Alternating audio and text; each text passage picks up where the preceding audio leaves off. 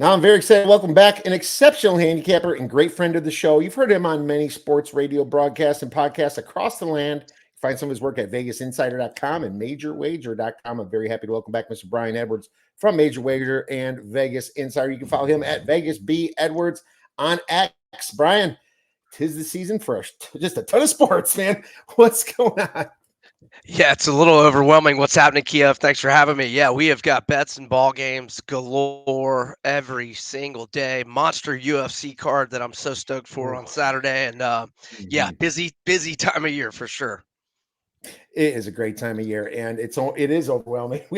I always have a show on like just do what you can, don't try to do everything type thing. Get some partners out there, and we've been there, done that. But we're gonna try to make this holiday season merry. Talk about a little bowls. I think we're gonna do a little everything. We're gonna talk about a few bowls this weekend. A little NFL Week 15, full card in there, no bye weeks, and obviously at the end here UFC 296, and maybe a little college football playoffs here after that. So that'd be wonderful. But hey, we have a lot to cover, so let's get right into it, man. I did my little spiel on some of the bowls, some of the motivational spots, but being that there's just so many of them, I'm gonna kind of let you just kind of pick a couple on Saturday. Maybe pick one you want to talk about, and we'll dig right in.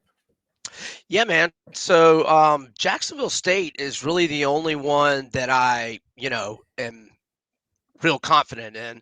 I just think Rich Rod's done a great job with the Gamecocks. They're 8-4 straight up, 8-3-1 against the spread. They've got 5 wins by margins of 15 points or more. No shame in the loss at South Carolina, where they cashed a ticket for me, catching I want to say 14 and a half, 15. They were down by 3 in the red zone with like 2 minutes left, and had a 90-yard pick six go back the other way. But again, still covered, and they had given away a turnover late in the first half that set the game, or the other Gamecock, South Carolina, up for a touchdown before halftime too. They, really could have won that game. They lose at New Mexico State by 3 on a 52-yard walk-off field goal. I think the folks in Auburn will tell you New Mexico State's got a feisty squad. And then another loss was to still undefeated Liberty. Now, they did get beat by 14 at Coastal Carolina way back in mid-September. But, I mean, first year in FBS, so they're highly motivated. And, obviously Louisiana, it's an in-state game. But, Jacksonville State is not that far. I mean, it's, south of, or I'm sorry, east of Birmingham. So it's not I'm sure Jacksonville State will bring some fans. And I just think they're the better team. And I like Jack State minus the 3. Okay, well, so I liked I like the other side when I got above 3, but not past that. I thought this would be a 3-point game. My problem with Rich Rod, though, he's 2 for 9 in bowl games. Now, Ooh, I did that not could, realize that. yeah, but that could change because he's on a new team now and they haven't never been to a bowl. It's a brand new FBS team. So, you might want to throw that out a little bit. But yeah, it's a 3. I'm not going to make a play in it. Um, I do notice that Louisiana, can run the ball. They're, I believe, number 20 in yards per rush. Jack State's actually 29th in yards per rush. Both of these teams are very good at running the ball, but Jacksonville State, believe it or not, has got a better rush defense. So there might be a little bit of advantage to that. I wonder if Louisiana can move the ball through the air as their QBR is a little bit higher than Jacksonville State's. But the question is, both teams play fast. I wonder if it touches the over in this one. It's one of those, some of these bowl games, they just get out of hand sometimes, man. There's this scoring left and right. I'd be curious about the total. Yeah, at 59 and a half. And I'm assuming, well, yeah, this is in the dome, not where Tulane plays. So, yeah, we'll be indoors. So, no weather issues. Um, Yeah, I just like Jack State, so I'm just going to stick with the side and not get involved with the total. Well, I'm going to do the same kind of thing that you did with this game here. I just talked about this, and I gave a strong lean at the 3.5. It's 4 in some books for New Mexico State, but I decided about 15 minutes ago that I'm taking it. And here's the deal here. Fresno State had their year last year. They won it. This was kind of a blow off year. You see some of the people starting to, kind of sit out. The coach, Jeff Tedford's out with medical issues. I think that's worth something to this game. And if you look at it, Jerry Kill, he's not the greatest bowl coach at 2-5 ATS. He's had some tough bowls. Some of that time was with Minnesota. But man, New Mexico State just in general is almost 1 yard per play better than this team. And Fresno, their quarterback's been hurt this year. I love Paiva. Man, Diego Paiva is a baller, dude. That guy can run. They're number 4 in yards per rush there for New Mexico State. Fresno State's defense is number 81 in yards per rush. I kind of feel like they're, being that this is in New Mexico, in Albuquerque, they're going to just want to stomp and just take care of business here. I just don't see motivation for Fresno in this situation. It just kind of feels like a blow off game for them. So I'm actually laying the 3.5, dude. Yeah, I mean, you're kind of talking me into it. I wish could have gotten the better number at Yeah. 3, but you're right, man. Diego is a dude, big time. Did you see by chance when he scooped that guy against Auburn? I think it was a fumble that Auburn was returning, and he form tackled him, scooped him up in the air, and took him down. Yeah. It was great. It was awesome. I It was did. awesome. But Yes, what and even more what pisses me off about that game, I was going to bet them, and I always sprinkle the money line, and that money line is available in some books. It's not in every book because that thing was at 27, 29, and I forgot to bet it. I was waiting just to confirm Paiva was in, and I was just like, sure. "Are you kidding me?" That's right. Took He him was out there. questionable all week. That's right. But man, Yeah. 26 to 8 TDI and T ratio, team high, 853 rushing yards, 6 touchdowns, 5.4 yards per carry. And that's, I don't even know what it is with before subtracting sack yardage. So, yeah, Diego is a dude. And I lean New Mexico State as well. If your number was 3.5, I'd probably buy that half point to 3. I forget where you are on buying half. You don't buy half points, do you? I do once in a while. Now, Okay. and see, here's the thing. I would if it wasn't a motivational handicap for me. If it's a motivational handicap, I just see how that it could get way out of hand, and I don't want to spend the 25 cents because it is 25 cents going from 3.5 to 3. And some people say it's worth 22 cents, not quite Right. 25. So I just feel like in the long run, it's no big deal. But in college, you're a little bit more prone to laying the 3.5 than you are in the pros, just because the margins are bigger, much more variance in these situations, and it just doesn't land on 3 quite as often as in college, and it does in the pros. So that's the way I take it. Not, it's not one of those super confident ones. A couple units is fine for me. Nothing too big, but I'm excited to watch it though. I think Payev is a beast. He's going to be fun. He won't make the pros, but he's going to be fun. He's a hell of a player in Conference USA, that's for sure, no doubt. No doubt. What else is going on this weekend? Any other bowls you looked at this weekend?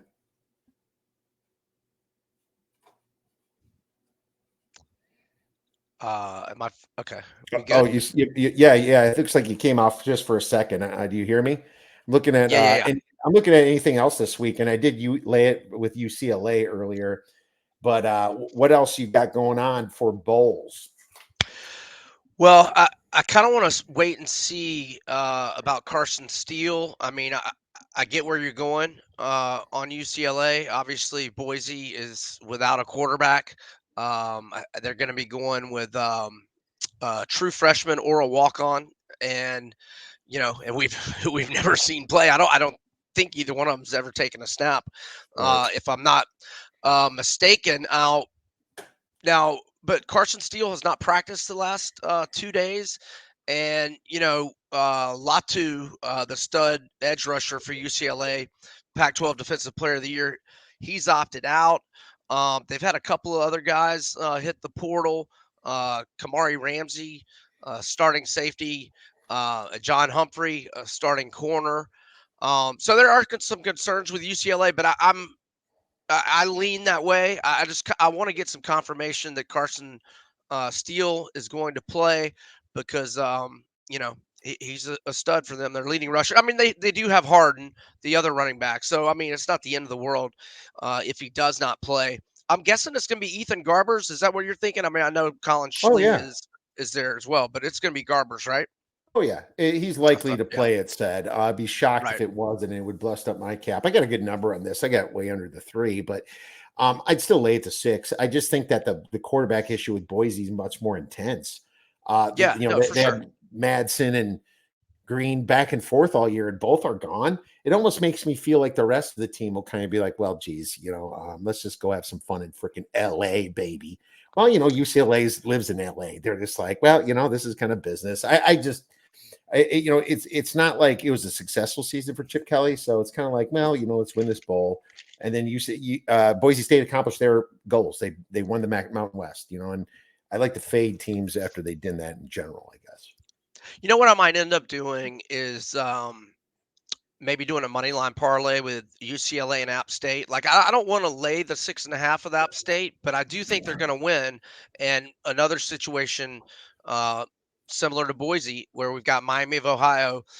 Gabbard obviously had the season-ending injury back in, I want to say, mid-late October, and then the other kid who's been starting, Smith, has hit the portal.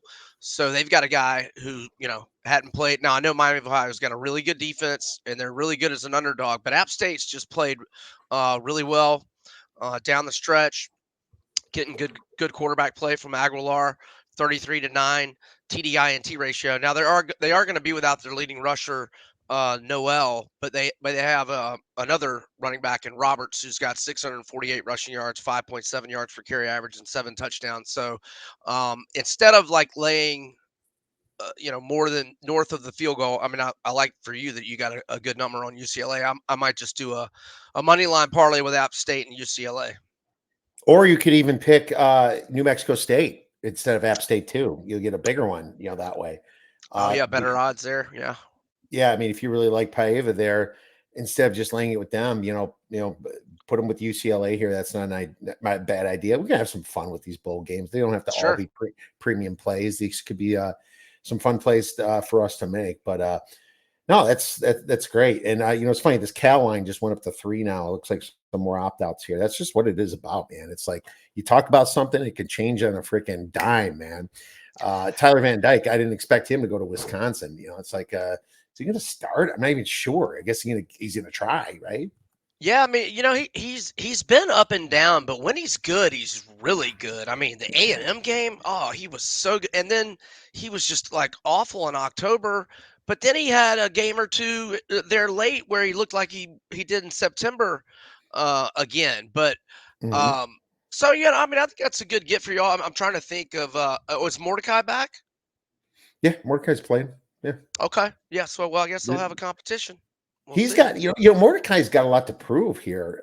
Yeah. He's not no Heisman winner like LSU's guy, and I don't know why Daniels would play this game. I know they got Nussmeier there, but if you win the Heisman Trophy, you are risking a hell of a lot. Now maybe is he eligible again? Maybe he gets a ton of NIL money and he comes back. I don't think so. Has he announced that he's definitely playing? No, he hasn't announced anything, but I'm finding the Right. spread still frustrating to me at 10.5. When I took him at 10.5 Wisconsin, I expected to drop. Oh no, it's down to 8 now. Jesus, like things change, Ah. man. Okay, now things are starting to make more sense here. All right. Yeah, it's Uh-huh. just it's amazing how fast these things move. But I expect Jaden Daniels to opt out and Nussmeier to play, but more guys from LSU are opting out. There's some stud receivers opting out. There's no reason for these guys to show up, even though it's a great bowl game for fans. It's January 1st. People are like, why are we matched up versus Wisconsin? Well, Wisconsin fans travel and they'll drink your bars out of beer. There's going to be some ratings for this game. It's going to the executives choose this stuff. It's going to make some money. That's what's up. Absolutely. I'm looking to see if Daniels has made an announcement. So did that line move just happen in the last hour? I didn't look at it for a day or two at least. So Okay. it could Okay. have Okay. been a day. I'll Right. just go to LSU. He's on the potential opt out still on this tracker that I'm looking at here. So I think that's interesting. But they did lose a couple other Neighbors. guys. So. Did Neighbors announce? Is that who you're thinking? Uh, no, not he's on potential still. Malik Neighbors. Yeah, I expect him Right. and Brian Thomas to opt out. I expect it. Yeah. Yeah. I mean, they're both in pretty much all the mock drafts top 10. Neighbors and Daniels, and I think Thomas is like late first round in most mocks. Yeah, for sure. Now Wisconsin's got their opt-outs too. I mean, obviously the running back Braylon Allen's not going to. He's going to go to the NFL. He's a stud. Jameer DK is transferring too, and then he's a grad transfer. Him and Skylar Bell, but they still got some good receivers there. Like, Yeah, I think my Gators are trying to get DK. they should. I mean, he played with Graham Mertz. It Right. was Graham Mertz's favorite target. Graham Mertz is another interesting dude that just is hot and cold. Well, I came around on him, man. I know I was very critical of him in the preseason. I gotta eat my words. He was fantastic all year against long. South Carolina. Yeah, I mean, I think he started some games pretty bad. Utah game was, I mean, that was early, but Yeah. He didn't play good against Utah, but man, about late September, he started. Or I would probably say even the Tennessee game.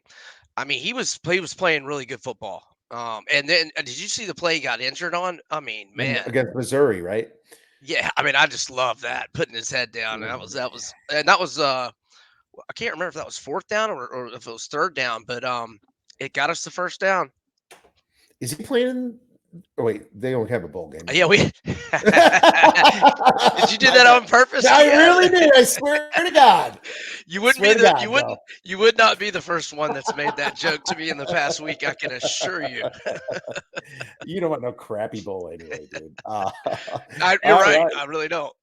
No, that's true. No, that's about it. Then we hit the bowls pretty well for the weekend, and good enough. NFL time, dude. I mean, we have a massive size NFL card, but the NFL, it's weird this year. There's just so many injuries, quarterback injuries. You got bad quarterback play.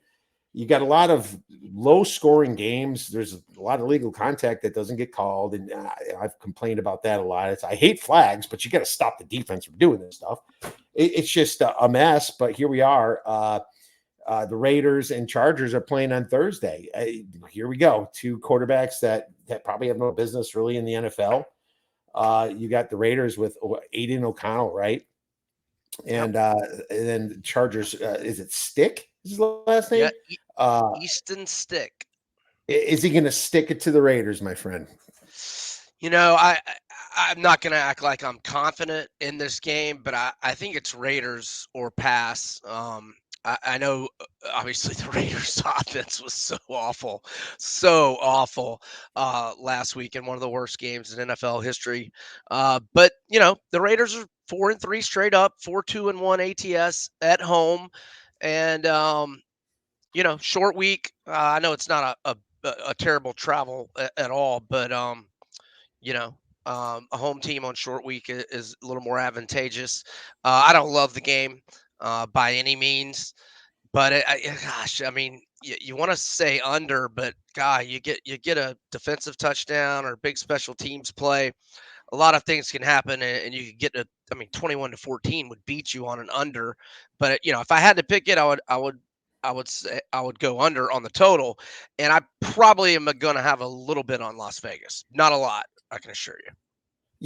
This just feels, and that was the first thought I had. I probably won't be betting a side, but this just feels like one of those quarterback injury team gets a bump with Stick, and then they just go there like, oh my God, let's just go there and rally and try that. And then the same Raiders teams could show up this last week, and what a disgusting total at 34. It just feels like that. I have no metrics on this stuff. I don't know what Stick can do. I don't know if I don't know if you can throw a screen pass to their running back there, Eckler. They have a lot of injury issues too on the Charger side. The injuries are probably worse on the Charger side that I would say than it even is on the Raider side, and Bosa, is he going to come back this year? I don't think so. Well, he's still on IR November 22nd, so he wouldn't be eligible anyway. And then, just a lot of people banged up. I mean, this is a lot of injury lists, but it's just one of those interesting games. It's too low for the under for me. Right. Especially when both teams scored a total of 7 points. It was the Chargers that scored 7 and the Raiders scored 0. So that was it's almost like it's over or nothing because they probably got their ass chewed out all week, and you figure they're going to figure something out. But it's there's a lot of variance in this game, so let's pass and move on to the next one here. And Sunday or Saturday, we have 3 Saturday games. And you have the Vikings at the Bengals. Bengals down to -3 now. Total is 40.5. So Brian, I took the 4.5, and on our early show this week, I gave it out at 4, and I'm surprised it moved all the way down to 3 already. Now it was with the Mullins announcement, but how the way I looked at it is when I took it, I'm like, how is it not going to be Mullins after what we saw from Dobbs the last few weeks? And Justin Jefferson said he's going to play too, so that's going to put it up a little bit. But the Bengals are just kind of running on some of the same steam that they lose Burrow and the team rallied, and they rallied around a quarterback that you thought was worse than what he's shown. Jake Browning has been fantastic so far. Fantastic. And yeah, I'm not going to play it until I, get a better feel for Jamar Chase and the ankle. But if I sense that, or I think Chase is going to play and be 95%, and it's still at 3, then it's definitely Bengals for me. I mean, like you said, Browning. I mean, 75.5 completion percentage, a 5-2 TDINT ratio, 924 passing yards, and you look because you were just talking about the injuries for Vegas and for the Chargers. I mean, obviously it's a big one with Chase, but other than that, the Bengals injury list is a lot shorter than most other teams this time of year. So, I'm feeling pretty good about the Bengals. I mean, they've got new life here these last 2 weeks, and with the way the AFC is so jammed up, they definitely got a better than decent shot to make the playoffs, especially if Browning keeps playing like this. So again, I'm going to wait on some Chase news, but it's probably going to be Bengals for me if it remains at 3 or fewer. We might not get Chase news. It might go all the way Yep. to Sunday, and that always sucks when that happens. I was hoping for a contest play on the Vikings because their defense has been good, and I like Mullins a lot more. But now it's at 3, it's starting to switch for me. It's like, well, I got to start looking at the other side a little bit more. If Chase is playing, you also have to have it in your mind that Jefferson is banged up. He has issues, but the Vikings for some reason have a good defense this year. And when Cousins went out, their offense went out. They were just on their way to the playoffs after a nice run, and that was just a lot of bad luck that they had. They have a couple guards that are questionable. Their tackle Brian O'Neill was ruled out of Sunday's game against the Raiders, so we don't know nothing about him too. So you have your issues for sure on this side of the ball, and very curious what happens. Davenport also was placed on IR, one of their linebackers, Marcus Davenport. So I'm very worried about the Vikings here past if you're not getting the hook for sure. So we'll move on from there to the Steelers versus the Colts. And the Colts, this game is disgusting. -2.5. Total is 42. Dude, what do you got for this one? Oh man, I'm thinking the Colts now. T.J. Watt's in protocol, right? Yeah, he is. I also see Najee Harris on the injury report as questionable. Um, but if if TJ Watt can't play, that would be huge. I mean, I don't know if there's a defensive player that means more to the line that I would think most handicappers don't think hardly any defensive players mean much to the line. But I mean, for Watt, I mean, he's at least a point and a half for me. I mean, For that team, yeah.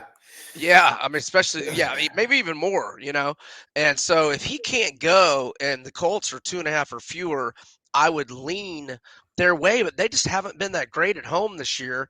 They did win their last home game against Tampa, but off a bad performance, but get them in bounce back mode. The over has been pretty hot for the Colts, but then when you think about Pittsburgh, you don't really think about the overs because they are so pedestrian offensively. But the overs hitting 3 straight for the Colts and 6-2 in their last 8. But I don't know that I can get there with the way Pittsburgh's offense has just been No, awful all season long. Mitch will get it for you by throwing 2 pick sixes, though. It'll get you the over. Right. Yes, Possible. yes, yes. Can I've seen it happen. happen too much as a Bears fan, my friend. I laid it the 2.5, and I still would. I don't think TJ Watt. I think the investigation into this is just going to make him sit out this week. It's been weird that how he was give some smelling salts and let back into the game. But what might be not as bad, but still very bad, is Alex Highsmith. This is like their third or fourth inside linebacker that's banged up, and he had a concussion too. It's like, how are they going to stop the run? Zach Moss is not like Jonathan Taylor, but he's somebody. And there's nobody weaker than this Steelers pass defense, man. I know Fitzpatrick, he's Minka Fitzpatrick. He's actually trying to, get him back up and everything. But, you lost a couple safeties. Keanu Neal, he was placed on IR. Elijah Riley, a couple other guys. Their secondary is massively banged up. They have a couple guys that are questionable. It's the Colts, and I hate the Steelers are good as dogs, but it's like a 2.5-point dog. This ain't like a 4-point dog, right? Right. It Right. changes things to me. So yeah, I'll give out the Colts here for a free pick at the 2.5. And that's my lean as well. Wonderful, wonderful. Denver Broncos is the night game. Broncos at Lions. Shit, this thing's down to 4. I knew this was coming back. All right. This thing was all the way up to 6. I go to the gym, eat some lunch. I come back and I'm looking at 4 now. I mean, the Lions are banged up, and I think that's part of the reason, but also I'm just expecting Denver money. Lions ain't looking like they have been. What are your thoughts? Man, this is a tough game because, but you're right about Detroit. I mean, Ragnow, he's questionable, and I mean, he's a perennial Pro Bowl guy on the O line, and you can just kind of tell the last couple of weeks, Jared Goff doesn't seem as comfortable in the pocket. Well, I should probably say the New Orleans game was an exception, but the Green Bay and the Chicago, last week at Chicago, um, he's sensing pressure, and he's not playing as well on account of it. And man, Denver's just hot as a firecracker. So as much as I've been a big fan of Detroit most of the year, I'm definitely a lean to Denver plus the 4. I mean, they could have easily won that game at Houston, and if they had, they would be on a 7-game winning streak right now. And they're finding ways to win, and a lot of close games. A 2-point win over Green Bay, a 2-point win at Buffalo, 1-point win to Minnesota. So that makes you feel pretty good about an underdog. And yeah, so I'm leaning Denver plus 4. I haven't played it yet, but that's my lean. What say you? It's a great spot for Detroit, just to back after an ugly Bears loss and the way they've been playing a night game at home.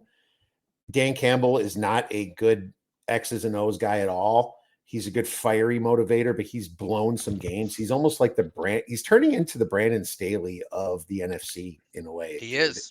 His 4th down shenanigans are getting a little out of hand recently. 4th down, fake punt. He does it at the wrong time, all kinds of stuff like that.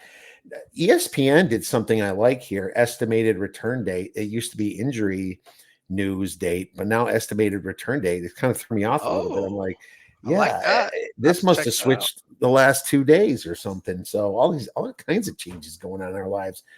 I mean, I don't know if they're not always accurate, but if Ragnow is going to really play and his return date is December 16th, and Taylor Decker, their offensive tackle that got banged up, is possibly going to play, then yeah, I'd be more looking at them.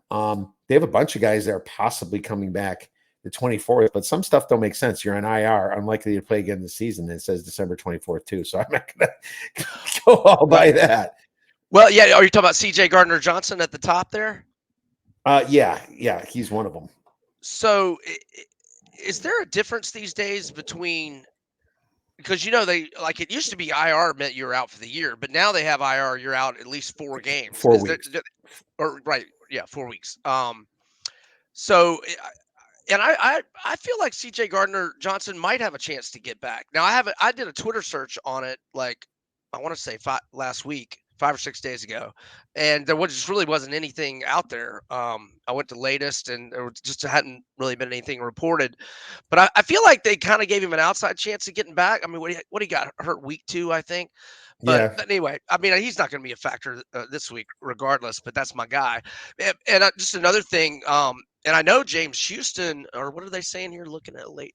Okay, I mean, they definitely expected him to be able to get back at some point in December. I'm talking about when he went down in September.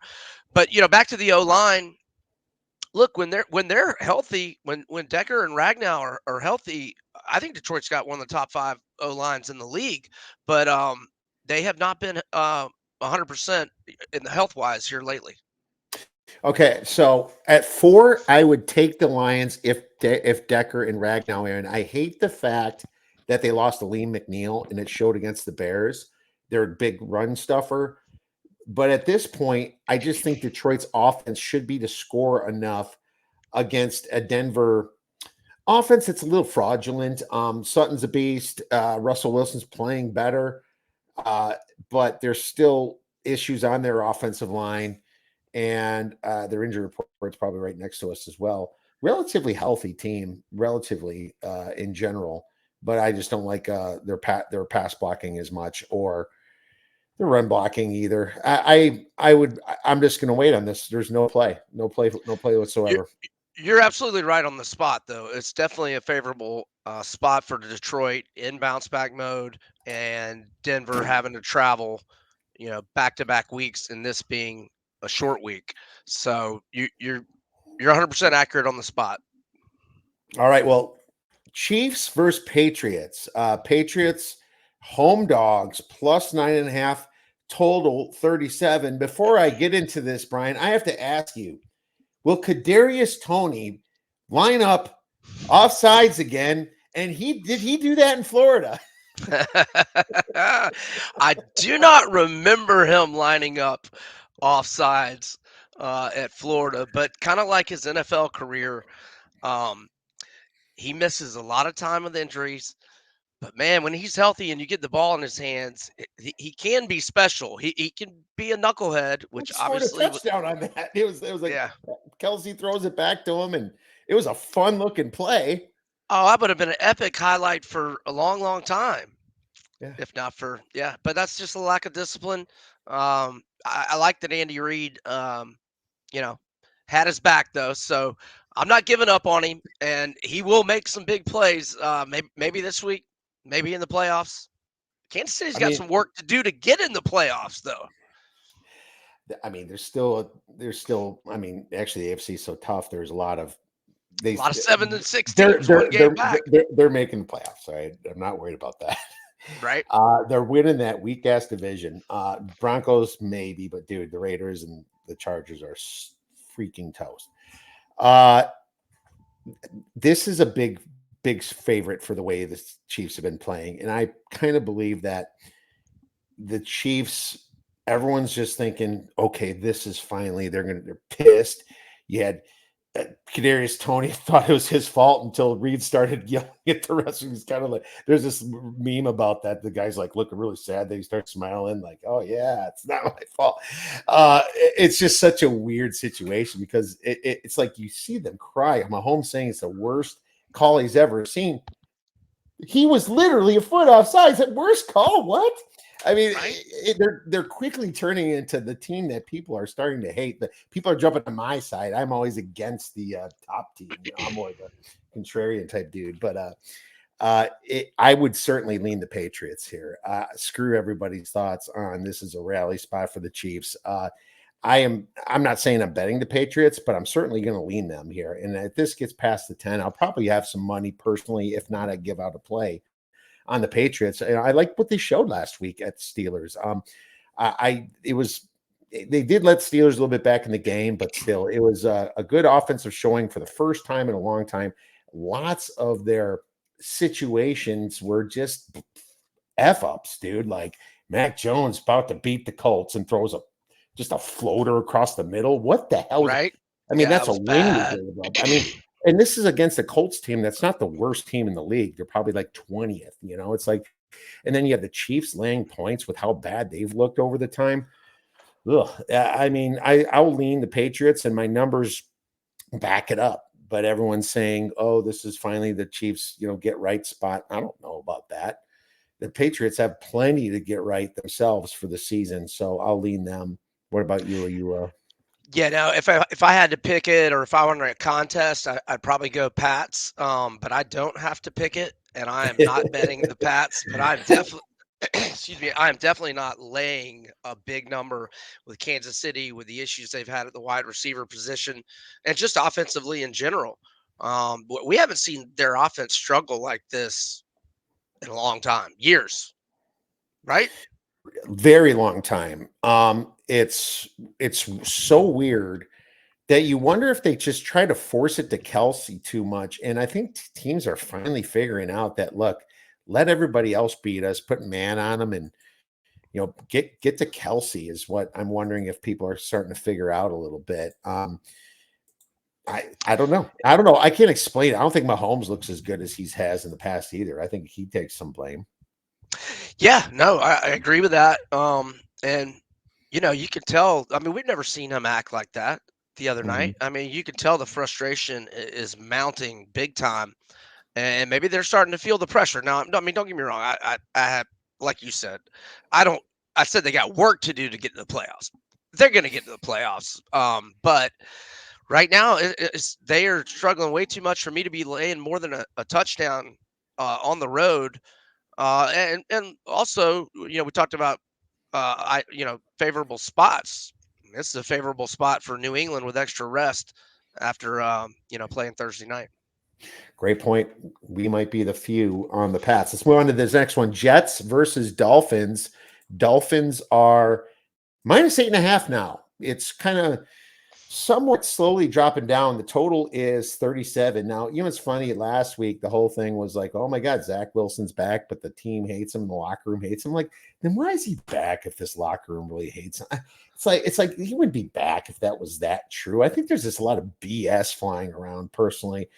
The reason this dropped is because of the injuries for the Dolphins. Obviously, losing Phillips was a big blow to them about 2 weeks ago. And now they got some offensive line troubles. What are your Yeah, thoughts? yeah. Center Connor Williams out for the season. That's not good. Um, I mean, aren't you thinking Tyreek's going to play? I would think. Tyreek's going And to play because he wants to be in the Heisman conversation, or not Heisman, the MVP conversation, and he wants to hit 2,000 yards in 16 games. He's going to play. He's going to be taped up, and I don't know if he's going to be 100% effective, but I'll take Tyreek Hill at 80% or 70% effective over most receivers in the league.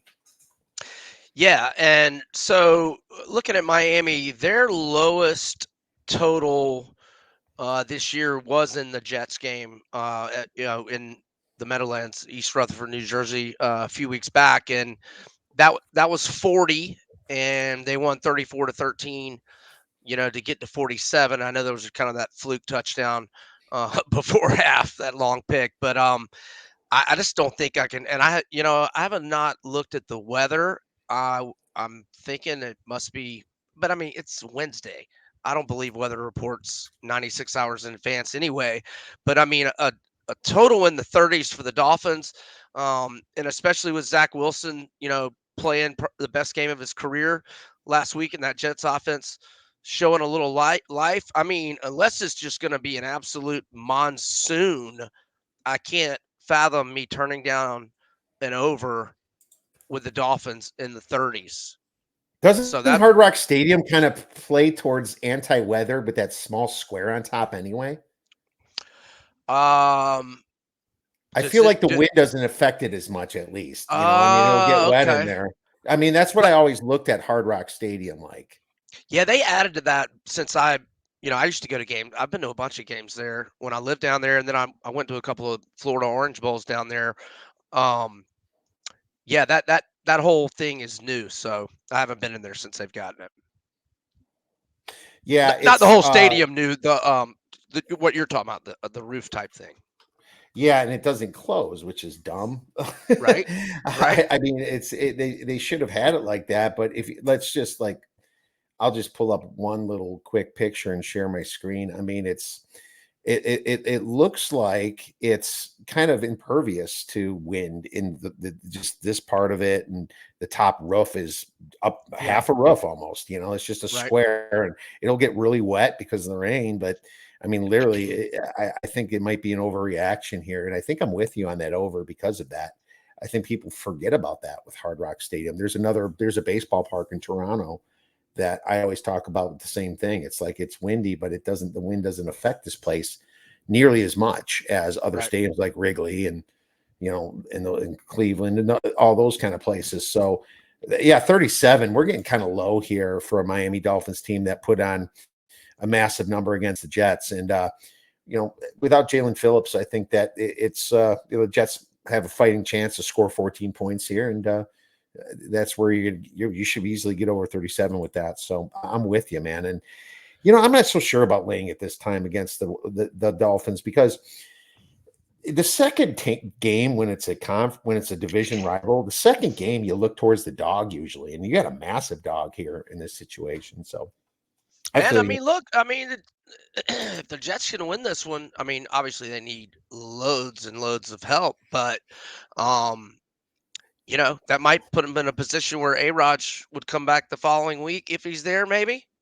Yeah, for sure. I agree. So I But think a highly motivated Jets team, like you said, a division rivalry. I would definitely not lay the points with Miami. yeah, I'm almost even scared to put them in a money line parlay or a teaser.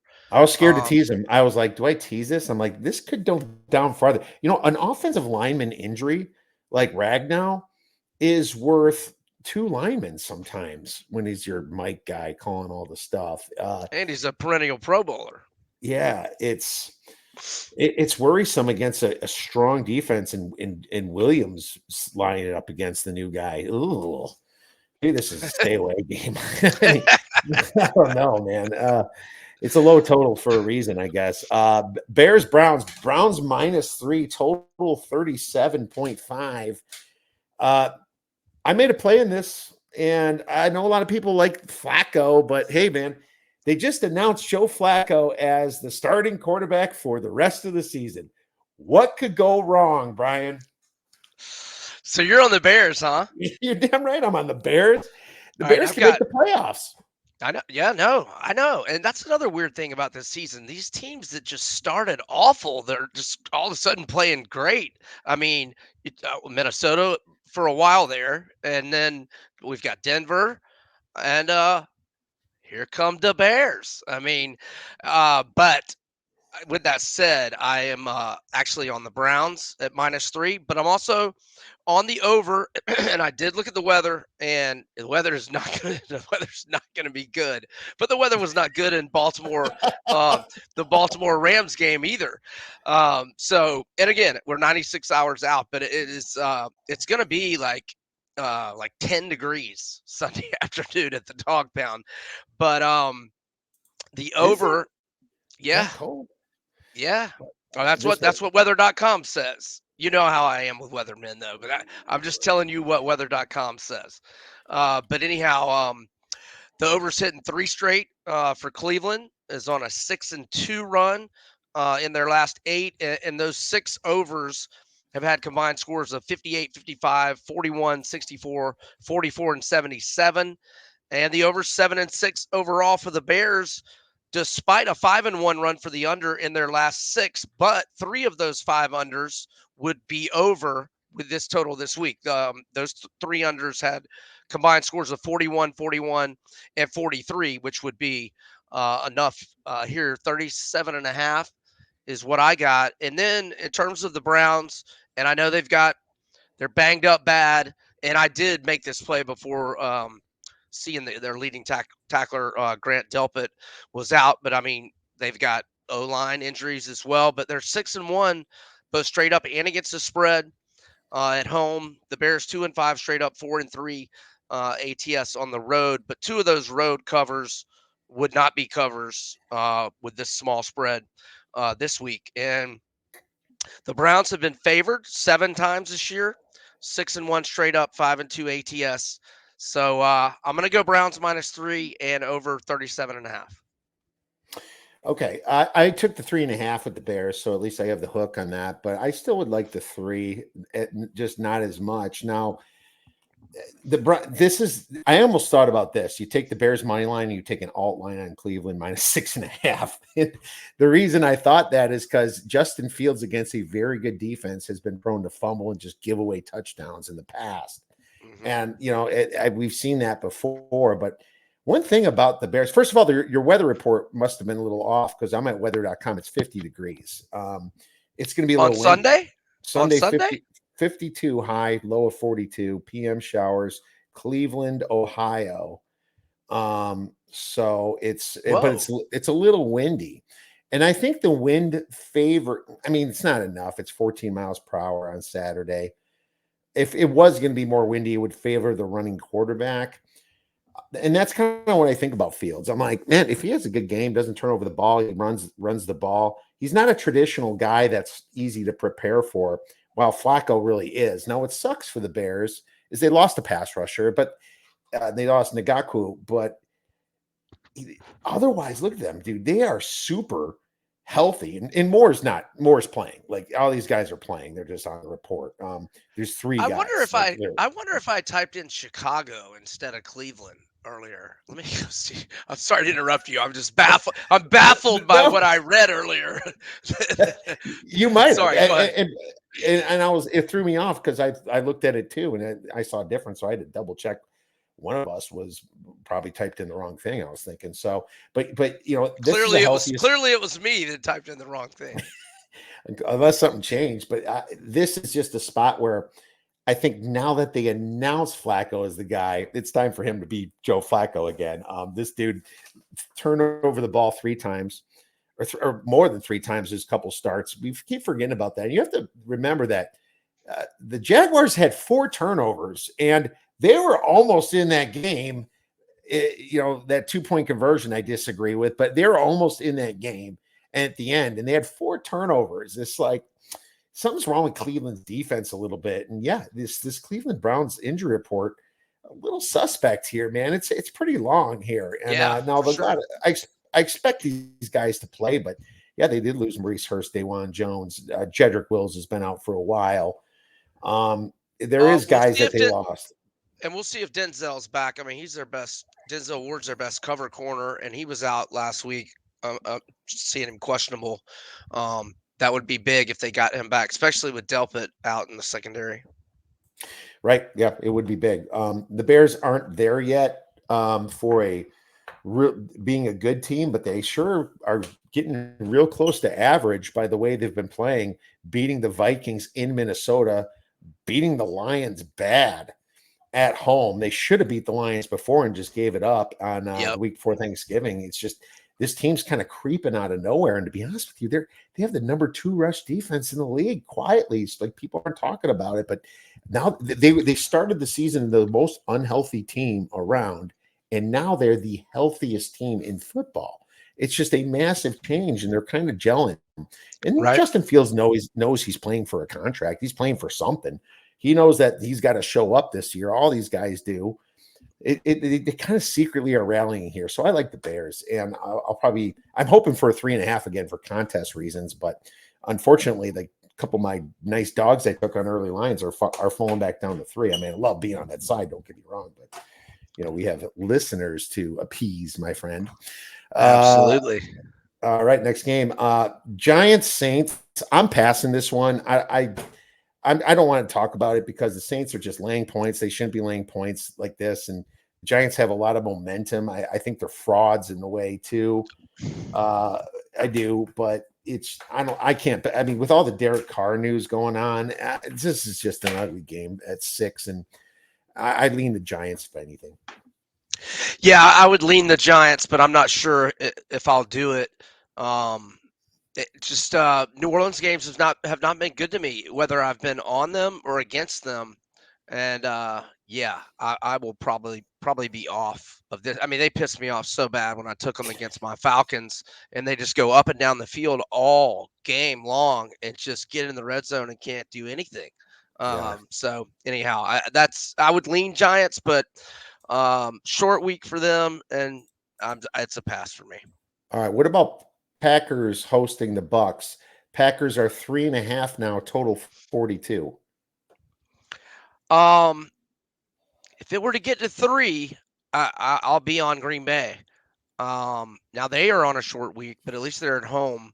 Um, but which Jordan Love are we gonna get, man? He looked awful.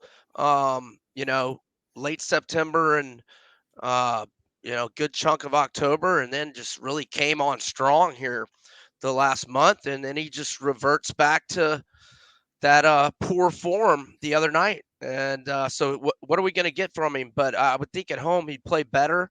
So if I can get 3, I definitely lean Packers. I want a 3 for this show as well. I got it earlier, but I expect the Packers to get healthier this season. I expect Jones to come back. I expect Jari Alexander to come back. I expect this to be a big rallying part for them. You have to remember that the Falcons they outgained the Bucks by 144 yards last week and lost 29-25. It was a misleading score for sure. The Bucks are not that good. They have to throw the ball. And if Alexander's going to play, throw him on Evans. Godwin has just not looked himself. They need to pressure the quarterback because they sure as hell didn't pressure well last week. But And they they didn't get probably button that up. they didn't get anything out of Evans last week, and still beat the Falcons. Right.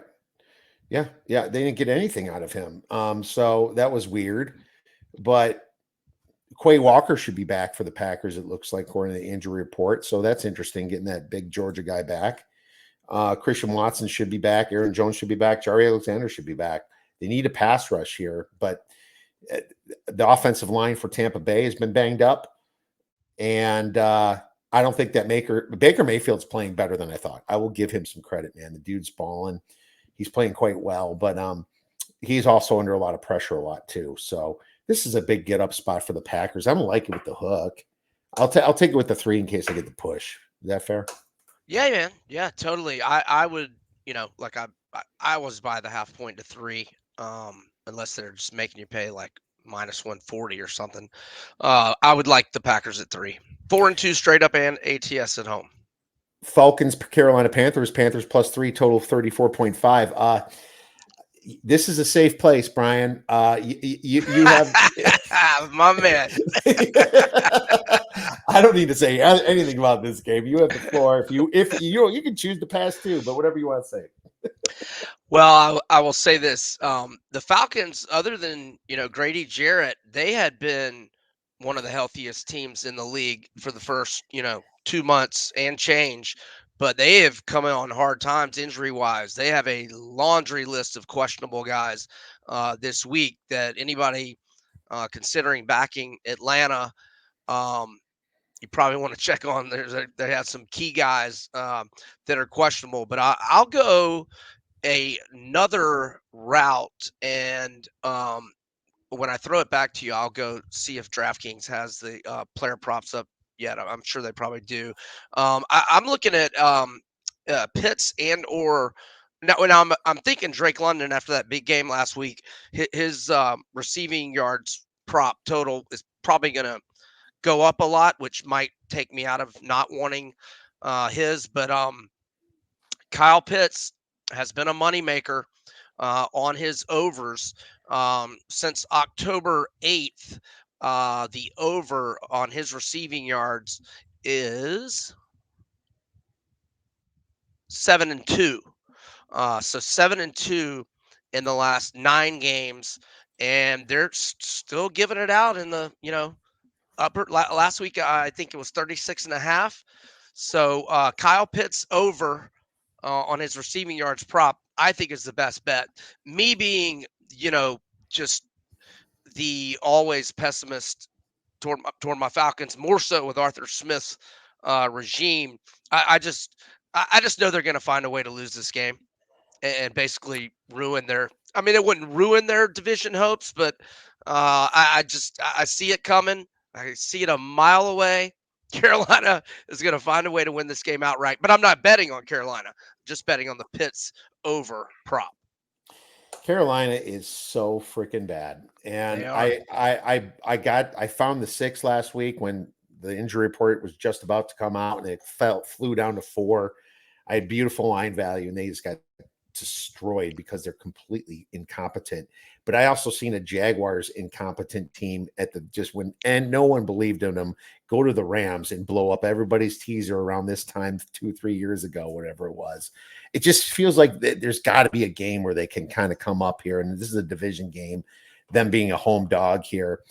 Uh, I got Atlanta plus 180 to make the damn playoffs because of that schedule, and it sounds like everybody sucks in this division, but I'm just hoping they win this game. I don't have any. I think Pitts is finally being used. I loved watching him a little bit last week, and it took a while, They're still not using him nearly enough. But yeah, thank goodness they threw it to him down the field for once. I mean, Mhm. the only thing that happens is good things when you throw him the ball, but they just don't like to throw him the ball. It's Okay. a bit head scratching. I mean, even last week, Jonu Smith had more targets than Pitts had. Yeah, yeah, that's Craziness, man. weird. Insane. Johnny Smith is good, but not as good as Pitts. Texans, Titans, Titans minus 3, total 38. I'm passing. I just you can't do anything without knowing CJ Stroud. And I'm not gonna just there was a 2.5, and I was like, I'm not taking this if Stroud's playing this game. Look what happened with the letdown spot that is now obvious after beating Miami. You got freaking the quarterback over there screaming his head off after that win for Tennessee. And it's just like, I'm not, you got a desperate Texans team now, and they're banged up, and Nico Collins is questionable. They project Stroud and him to play on ESPN, but I don't think you can play with the concussion. Davis Mills isn't the worst backup at all. And so I kind of liked him. But man, if this gets to 3.5, and I know Nico Collins is in, I would sure take a shot with the Texans. That's all I got to say. Well, the Titans have been really good at home, 4-1, both straight up and ATS. Now I know that they're on a short week, but man, Houston's got so many injuries that I'm probably going to be on the Titans. Now I'm going to wait and see, what we know on Stroud before I play it, and obviously, um, if he were to get downgraded, you know, I'm a, I'm afraid it would move over the key number of 3. And so maybe I will go ahead and play a little bit of Tennessee at 2.5. I hadn't decided yet. I guess I need to make up my It's mind pretty moving up. soon. It's moving Right. up. So you got to find a book now. DraftKings is at 3. So if you want Okay. Tennessee, get them early. But I'll play the Texans at 3.5 for sure if Stroud's out and Mills is in. Because Mills, not great, but I mean, this is a rally spot for them. Niners, Cardinals. Okay, this came down a little bit. Now, and the Cardinals now 12.5. The total is 47.5. That's sharp money moving that down, Brian, because who else is going to bet the Cardinals? Now, the Cardinals coming off a bye, the Niners massive flat spot. The Niners beat the crap out of Seattle, and the week before it was the Eagles, got their revenge. And then they have the Ravens next week. This is one of those grand salami, add double cheese, lettuce, pickle, freaking sandwiches, man. And it's there's no way I'm laying it with the Niners, but I was kind of hoping back to getting a 14. I got greedy, and here we are, 12.5. It's probably the right side. Yeah, what I would want to do here is maybe let me see if any team totals are out. It's not giving me any. I might be looking to play San Francisco's team total. I mean, they scored 35 against Arizona earlier in the year. Obviously, that was completely different team with Dobbs at QB. Okay, Kyle, Niners team total is 30.5 at minus 112 over. I was hoping it would be a touch lower, but I'm not against it. Well, Um, 31's key. 31's a key number, so it's not yeah, like yeah, yeah. You're right. I mean, yeah. I mean, 31's the next key number, and I knew it was going to be above 28. So yeah, yeah, I like that over. I mean, I don't love it. It's not going to be a huge play, but if I were to play this game, and I probably will, that's what I'd want to do. Just uh, Okay. put my eggs in that San Francisco Brock Purdy offensive basket with Debo, McCaffrey, and Kittle. It's a high total, man. It There is. is a there's a lot of weird high totals this week. You got the Rams at the 50 and stuff. Weird high total. But 47 and a half. This just went down. It was just 48. Okay, so I have no opinion on the total right now. I think that I just want to wait this out and just kind of see where it just sits. I don't need to bet the Cardinals. I don't need to. The Niners almost kind of unstoppable power right now. They got their two pass rushers that are killing people, but tire that defense out. We'll see what happens. And if there's a quarterback that can tire out a defense, it's Kyler Murray. He can be elusive. So that's where the really wild card lies within this handicap. And going to the Commanders, Rams, Rams minus 6.5 total 50.5. Commanders off the bye. What do you buy into? Do you buy into them rallying one last time for Riverboat Ron, who is toast this year, and Eric Bieniemy, the coordinator, or do you buy the Rams playoff hype? Take care of business. This quarterback for Washington is so freaking erratic that he can catch teams and do well, and he can just give up games like that. Sam Yeah. Howell is just one Yeah. of those dudes, and that's why you have a high total. I almost would like the total more if it was under the 51 or over the 51, because it's just teasing you. Like right now, it's like take the over at 50 and a half. It's like, no, man, I just don't know what version to get. I think if any game I would have to stay away from besides Atlanta is this one. I am a little hesitant to lay 6.5 with the Rams. If I had to pick it, that would be the side I would go with. But I do like the Rams in a teaser or a money line parlay. Because I definitely think they're going to win. I just don't know if they're going to cover. So I would like the Rams in a money line parlay or a tease. And I'm just kind of looking around I mean, like we already discussed how Miami teasing could be a little dangerous this Right. week, and we got so many lines that are so small, and I don't I don't like to tease unless I'm going to go through two key numbers. So wow, I don't know who there would even be to tease them with, because so many lines. I mean, I guess New Orleans, but that Well, scares me. I mean, you can take the Texans to 8.5, and that's going to be a teaser leg of mine too. But the Cowboys to 8.5. The thing is that the money line parlay should pay better than the teaser at minus 6.5. So you don't tease it. I would say money line parlay it with With another. somebody I like minus 3.5 or so, yeah, Yeah, that'll maybe it's the Saints, maybe it's the Lions, maybe it's Titans for maybe me if Stroud's yeah, out. I know you're on the other yep, side, but or yep. Titans. Cleveland or even Cleveland. Yeah, there's a few of them out there. So make your choice on that. For the sake of time, let's get to this next one. Buffalo Bills hosting the Cowboys. Buffalo's minus 2.5 at home, total 50.5. So I've been looking at this spot and I was like, man, this is a terrible spot for the Cowboys, especially if they whoop the Eagles. But at the same time, it's disrespectful now. I mean, every player knows what the spread is these days. I'm sorry. Every freaking player does. And they're seeing themselves as dogs again. This is a stupid line. It's stupid. It's teasing you to take Buffalo. I think the Cowboys are the right side. I have no reason to rush into betting plus 2.5. I think you tease it if it don't hit the 3. I think Cowboys are the right side. I haven't looked at the weather yet, and the 4:25 Eastern kick makes us know that it'll be dark, like what, second quarter.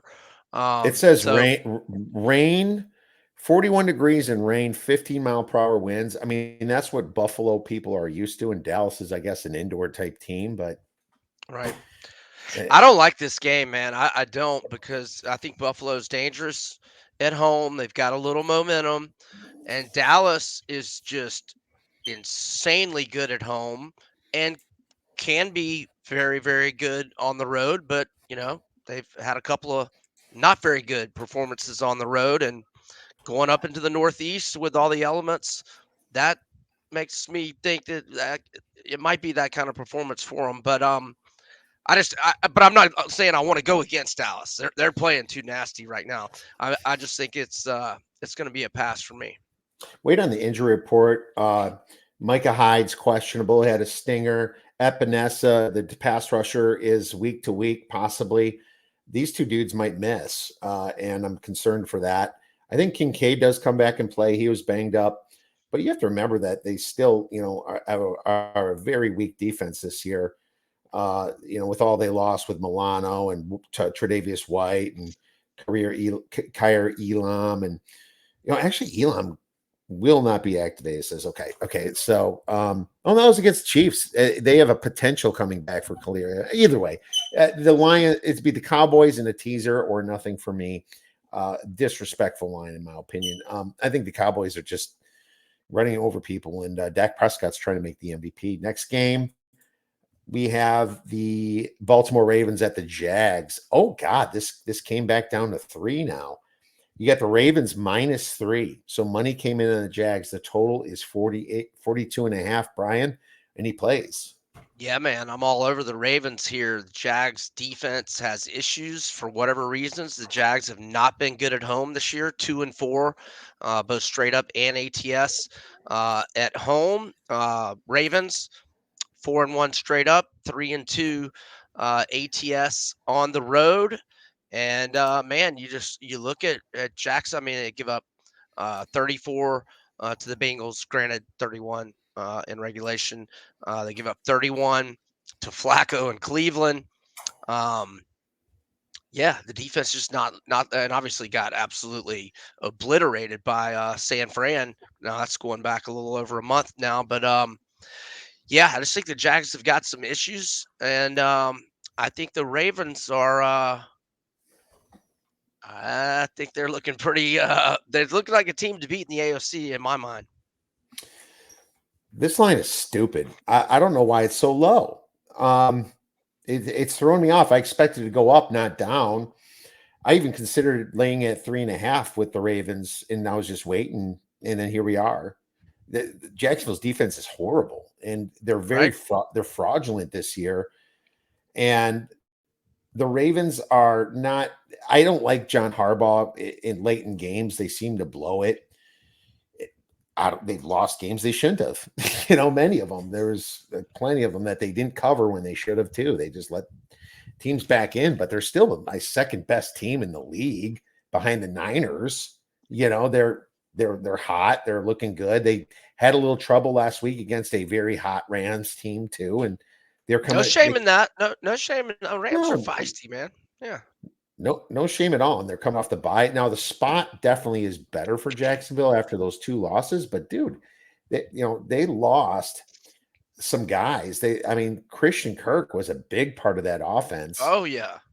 And they've got some banged up offensive linemen. Cisco suffered a groin injury against the Browns. We'll have to see how he feels is the question. I'm probably going to lay it with the Ravens here at 3. I didn't know I'd get a 3 when I was talking to you here. So, yeah, I got to lay this for sure. That's a play. We're Okay. on the same page, buddy. All right, brother. I'll play this while you get into the next game. Eagles -4 at the Seahawks. Seahawks obviously +4, total 47.5. Anything for this? Oh man. Where are we with Gino? I definitely Questionable. right. Questionable. Yeah, Yeah. it's a pass for me. I'm just saying. I've Yeah. nothing to say about this game. Yeah. It's a pass for me as well. I definitely would not want to back Drew Lock. We'll He did see. okay last week. They covered the closing line against the Yeah. Niners, not the Yeah. early one. Yeah. Both teams. This is. I mean, it's not a must win for Philly. I have a huge wager on the Eagles to win the NFC East. So I've got plenty of built-in interest on this one. I do not need to be betting any more on it. Oh, there you go. Yeah, it's yeah. I mean, I'm staying a hell away from. I have nothing to say. I don't know if Gino plays. He's a 2 to 3 points at least better than Locke, and there's just all kinds of injuries on both sides of the ball. Looks like is Nakobe Dean coming back this week? That'd be huge for the Eagles if that That would happens. be But the Eagles defense has been just awful. trash. Trash. And yeah, November 16th he was on IR, so he's eligible to come back for this Monday night game. So that would be a big boost for them. To be honest with you, the Eagles getting a little healthier. Yeah, I'm staying away at the 4. The Seahawks are very desperate too. I mean, they're trying to make Yeah. the playoffs. They're almost on their way out right now. All right, then that's the Monday night game. That was everything. Cool. We covered the NFL well. Let's move on to a little UFC, my man. And I don't know how much time you got left, but it's an amazing card. I got time still. Let's start with the main card and just go up. Ian Gary against Vicente Luque, and Ian Gary is minus 360. That's a pretty hefty number. Luque plus 275. There was a time where I thought Luque was better than he is, Brian. But I mean, Me I too. like Ian Gary here, and I wrote down I'll probably be on Ian Gary, and I'm sure it's not going to be plus money, but I'll bet him minus 150 or something inside the distance. Luque is a freaking human punching bag. The dude can't move out of the way of getting hit, man. And I've noticed that with him. I'm seeing Gary inside the distance at even money at DraftKings. Well, that's great because I'll share my screen. I'm just looking at some basic stats here. Absorbed strikes per minute, 5.15. That's about as much as he lands, including all the bums he fights, Gary's just going, I mean, the size of this man, the length of his legs, he's almost untouchable. Gary's going to knock his ass out probably, but it wouldn't shock me if Gary does something smooth and subs him. I know he only does it 8% of his wins, but Gary likes to throw a little craziness. Like he purposely lets people go to the distance sometimes just to beat him up more. That's not going to happen with Luque. He needs to take Luque out. It's too big of an opponent. So I like Gary at the plus 100, like you said. Yeah, I'm with you on that. I like Gary inside the distance at plus 100. I've also got him in a parlay with Bryce Thug Nasty Mitchell and Pantoja, and that 3-leg parlay should pay around plus 182. There you go. Nice. Good stuff on that. Yeah, I don't see him losing this fight. I like him as a parlay piece as well. Very easy handicap there. Let's move on to the next Right. one. Wish they were all that easy, right? Well, especially this one because Paddy the Batty, is minus 310 here against Tony Ferguson. So at first I was like, Paddy Pimblett, but you know what, Ferguson, man? I don't know what you're going to do here. I'm going to actually you go first and maybe I'll throw a curveball for you. No, I think I'm sensing what you're gonna do. And Okay. I did the same, or if I'm right, I took a flyer on Tony against Bobby Green, and I thought he was looking really good. Mhm. Um, and I'm not against Tony in this spot. I mean, I know listeners are probably going, "What are you talking about, idiot? He's the biggest fade fighter on the roster these days." But I mean, who has Patty beat? Patty has never fought anybody on this level, and you got to think about who Tony's been losing to. I mean, Gaethje, Oliveira, and Oliveira didn't finish him. That was during a run where Oliveira was finishing everybody. And 2020. yeah, Dariush. That was when Dariush was on that like 8-fight winning streak. I thought Tony won first round with Chandler, and then Chandler lands that incredible front kick 17 seconds into round 2, and then the Nate fight. Um, and then I thought he looked good early against Bobby Green. And I know after the fight, wasn't there a headbutt? Oh, or it was an eye poke that Tony kind of thought turned the tide of that fight. But whatever, I won't be risking much at all. And I'm not even saying that I'm definitely on Tony, but I'm not against a play on Tony. And would not. I don't think Patty will finish him. That's my opinion. This is What were you? probably Go Tony's ahead. last fight. Oh no, I'm with you. Oh, You you you thinking the read my same thing? mind. Right. you read my mind perfectly. I mean, look at his losses; they're against the top class. I did lose against Bobby Green too. I'm like, I might have even lost against Nate Diaz, but this was probably his last fight. And why not take out a fraud like Paddy Pimblett, dude? I watched Paddy Pimblett's fight against Jared Gordon a year ago. That's ring rust right there. December 10th of 2022, he lost that fight. The decision gave it to him because Paddy the Baddy, all the hype around him.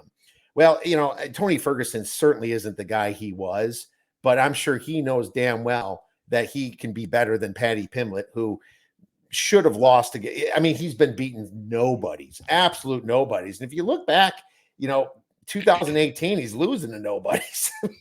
It's Right. not like something really flicked, and it's not like Paddy's bad. He's just not a tier 2 or tier 1 fighter.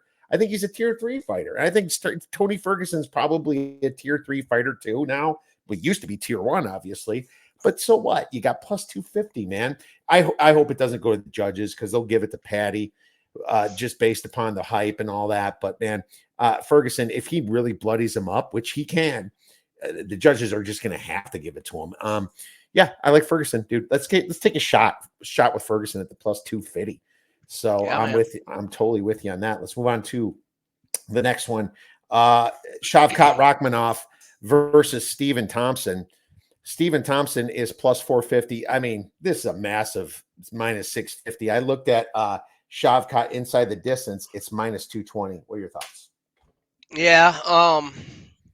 I think it's Wonder Boy for a very small amount or pass because I just don't think Rachmanov. I don't think it's worth it to have to risk 220 to get him inside the distance. And look, man, I give Wonder Boy a chance against anybody. I mean, I don't think he wins. I think Rachmanov probably wins, but I mean, what can we get a Wonder Boy plus 450? Wonder Boy. Plus 475 at Bet Rivers.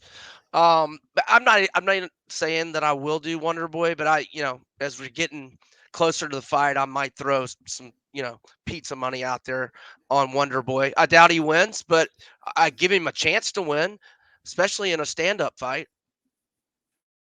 I don't think this fight's close. I think Shavkat destroys Wonder Boy, and Wonder Boy doesn't go out in the first or the second too often. As a matter of fact, he rarely ever does. But man, Shavkat, I truly believe this, and you can mark my words down. I think he would beat Leon Edwards, and I think he would beat Colby Covington. I think he's better than both of them. I watched Shavkat. He is a beast. He's the Islam type kid coming up. And I was like, I was thinking about him and Khamzat Chimaev. Like, I was like, God, what the hell would I do with that? Because Khamzat would be a favorite. And I was like, my God, what would I do with that fight? And then now Khamzat's 185, so I don't got to worry about Right. it. Right. I'll tell you this, man. Me and you had a little discussion when Usman fought Chimaev, and you thought Usman might have won. I don't know. I still think Khamzat won that. I think that Khamzat would get in a lot of trouble in a fist fight though against Usman. I think maybe he gets knocked out if it was just like standing, like a bare knuckle boxing type fight, right? Right. But Yeah. but at the same time, I just believe that Shavkat's so damn good, he's going to finish Stephen Thompson, and he's the one that wants a contender. Now, what's going to be interesting is they'll probably throw Shavkat against Usman before he gets to fight Edwards or Covington, whoever wins that. So I find that interesting too. I feel like Usman's better than both of these guys, even though Edwards beat him by decision and beat him and caught him. I think Usman might be still better somehow. There's sometimes fighters will have their number, yet they beat the guys that would beat them type thing. You know what I'm saying? Sure. We'll get to that fight, but Shavkat inside the distance, I would play at minus 220, believe it or not. So I'll probably do Wow. that, but it's not going to be big. Just because of Steve, I do respect Stephen Thompson, rarely ever getting knocked out or subbed, but at the same time, Shavkat is somebody else. So, Well, he showed that he can take a punch too, because Jeff Neal, that was a hell of a scrap, man. And Neal had his moments in that fight, but Rachmanov, 5-round fight. yeah, I mean, Rachmanov, um, well, it went 3 rounds. Oh, Jeff Neal versus Thompson went 5. Oh yeah, my bad. I was talking about Rachmanov and Neal. Okay. Okay. All right. The last fight for Rachmanov. But I mean, Neal, man, he's a power puncher, and he landed some good stuff on Rachmanov. My only point is Rachmanov's chin held up just fine. Is what I'm saying. That's all. Yeah, and Jeff Neal's a badass. Yes, yeah, yeah. That's not a dude you want to see in a back alley by yourself. Hell no. So yeah, totally. Well, that kind of said it all too. I was a little worried about that fight. It was but Rachmanov, like you said, just he took the punches here. Now, Stephen Thompson he only got KO'd once on his 6 losses, 17-6. That was a while ago to Anthony Pettis back in 2019. Oh Bilal yeah. Muhammad. He lasted with Burns and Bilal Muhammad. I just think Rachmanov's just so much better of a wrestler than both those guys. That's really what it is. I think he gets him on the ground. He's going to do a ground and pound or a choke, and I just don't know which one it's going to be. So that's why I would rather do -220 if I had to do it, but it wouldn't be a huge bet. Maybe medium. Let's move on to the next fight. And we have a main event here. Well, not a co-main event, but there's still a title up for a grabs on this one here. Brandon Royval against Alexandre Pantoja for the flyweight title. And Royval's +155. Pantoja's -185. Now, Pantoja beat Royval, choked him out a few years back. Anything on this one? What like I've got Pantoja in the parlay with Gary and Bryce, but I'm not against I'm trying to where is it? Oh, here we go. I'm trying to find the odds for Pantoja to win by sub. What it looks like -135 or -125 inside the distance by sub. Uh +150 is your best number. Most there's a couple of 143s and a looks like a +145 at FanDuel. I'm not against a small play on Pantoja at +145 to win by sub. Okay. What did I write down here? I wrote down. I didn't write anything. I think I was going to use him as a parlay. Is what I was going to do. I think Pantoja wins this. Royval is actually kind of a dude that can get subbed. Well, his only sub was Pantoja, I Right, guess, yeah. and he did get knocked out. Brandon Moreno knocked him out. I don't think that Royval is nearly as good as Pantoja, even though he's the bigger, taller guy. I just think Pantoja's way better. I mean, Me look who too. he's beaten. Right, he pushed in a split almost. Won a split against Rogerio Bontorin, big deal. Matt Schnell he beats. So what? There is I guess Kai Kara France is a decent win he got back in 2020, and Tim Elliott was okay too. I just think that Pantoja just gets the belt, just gets the title. He's going to defend it his first time. I like the parlay you got there. I do. That's a great parlay. I like Thug Nasty. And moving on to the main event here, you have a very loudmouth Colby Covington at +135 against Leon Edwards, the champ that proved it by beating Usman, at least from the judges' perspective. A lot of people said that was a pretty close fight. That was in London too. So, I like Colby, and he's going to wrestle. So here's the thing. Colby can beat the crap out of people wrestling. He just couldn't do it against Usman. I feel like Usman's stronger than Leon. I feel that Colby has a path to victory here if he keeps this thing down. Now, Leon Edwards can also knock Colby out, but this is just one of those weird fights that even if Colby wins the control, the 4, 5, 6 minutes of control, they'd still give it the title back to Edwards.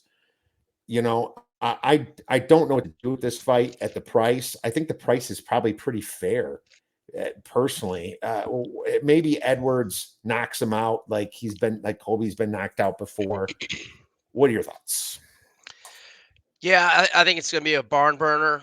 I slightly lean to Edwards, but not enough confidence to lay -160. I'm not against Edwards in a parlay. So, like, if one of my early legs, excuse me, fell off, like Bryce would be he's the prelims headliner. If Bryce were to lose, I would probably redo a parlay with Gary, Pantoja, and Edwards. Yeah, okay. I don't think Bryce can lose. I don't think so either. But you never, man. Emmett throws those haymakers, man, and he's got power. Yes, absolutely, he does. I loved Leon Edwards before he got the title. I was like, I can't wait till he fights Usman. I'm betting him, and I was so happy when he got that kick in the 5th round. He beat Nate Diaz up pretty good. Nate Diaz is a great fighter. Dos Anjos, obviously, the Bilal Muhammad fight was a accidental eye poke. He was beating up Bilal Muhammad good, in my opinion. He was, and Bilal Muhammad's been on a tear ever since. He hasn't lost since the no contest. Bilal Muhammad hasn't lost since Jeff Neal back in 2019. He's on a hell of a stretch too. He just beat Gilbert Burns. Yeah, I lost my ass on that one. I mean, Burns got hurt in the 1st round, is why though. I mean, we can't. We don't know what would have happened, but right. These are very legit guys, but I guess my path is Colby's wrestling. And if you look at Leon Edwards, it's all about he's going to get taken down. Can he get up? The guys he fought aren't the best wrestlers as of late. Nate Diaz. Well, Diaz is pretty good, but Kamaru Usman's more of a striker and a guy that holds you against the cage. Dos Anjos pretty old when they fought. Not saying he's out by any means, but that's what makes it so tough, because I think Colby might be the best wrestler he's fought in a very long time. Is that fair? Yeah, sure it is. Yeah, it's gonna be. It could go either way, man. It's gonna be a really good fight. Let's get down to Thug Nasty here in the prelims. It's the main event of the prelims, and Bryce Mitchell is minus 225, right for parlays. Josh Emmett, dude, when he fought Ilya Topuria, I felt that like either Topuria just couldn't finish him, or maybe didn't want to, or Emmett was just that badass to freaking take all that 5 rounds of punishment. I mean, losing that Ilya with inside the distance was painful to me. Emmett is such a tough dude, so tough, but he doesn't have a lot, I mean, I think that this probably goes to decision. I think Bryce Mitchell is going to wrestle him the whole time. I think that Bryce Mitchell is going to, I don't look at Bryce Mitchell as a great finisher, like a great like jiu-jitsu fighter. He's just a pure wrestler. And so he's going to wrestle him for 3 straight rounds. And that's what it's going to be. And then Bryce Mitchell's going to win by decision in a unanimous 30-27. I mean, that's the way I see it. I agree 100%. Mitchell by decision, but I'm not seeing odds for that. Have you seen odds for that? It's just coming out now. I'm thinking it's probably going to be, you're not going to get a great price on it, but I'll take it though. I think that's the right side, unless it's minus 150 or worse. Yeah, I agree. I think it's Bryce by decision, and or put him in a parlay. Yep. Hey, can we take a timeout real quick? Well, actually, we're out of time. So, okay. I mean, there's a ton of great fights on this card, and I'm also going to just throw out one more. Dustin Jacoby is getting too expensive against Menifield, minus 270. I think Jacoby is his knockout that he got just recently against Kennedy Nchukwu was a little fraudulent. I think he just caught him, and then he's hitting him, and Kennedy's getting up, and then the judge is like, "Oh, that's it," and Kennedy's like, "What?" It's like, dude, I was getting up. It was just one of those, and I think Menifield, he is an idiot as a fighter. He makes terrible decisions, but if you piss him off, he can be really good. I mean, you're getting plus 220 on him. I'm going to take a shot at the dog at plus 220. So that's just what I want to. Yeah, no, I agree. I mean, I love Jacoby in general, but he's way overpriced here. And I think Menifield has definitely got a better than decent shot to win this. And I'm not seeing an over under yet.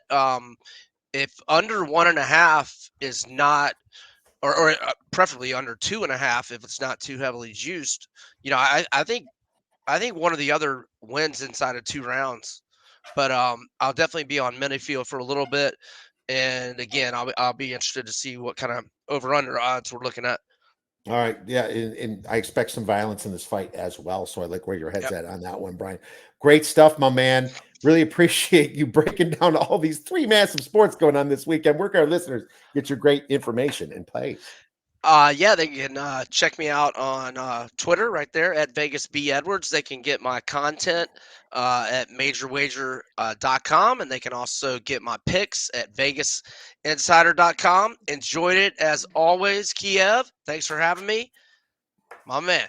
All right, my man. We'll be texting this week, and everyone, make sure you check out Vegas Insider and Vegas B Edwards for the weekend.